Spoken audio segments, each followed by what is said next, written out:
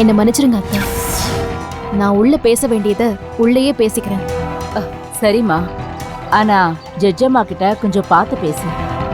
ம், சரிங்க அத்தை, நான் பாத்துக்கிறேன். சரிம்மா.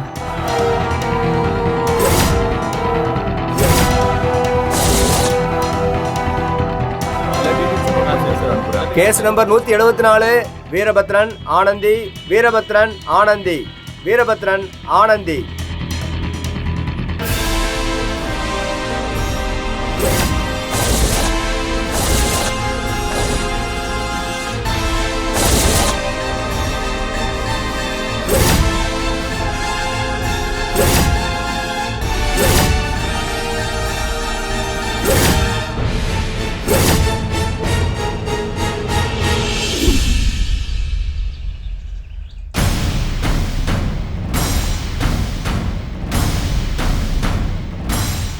வணக்கம்மா.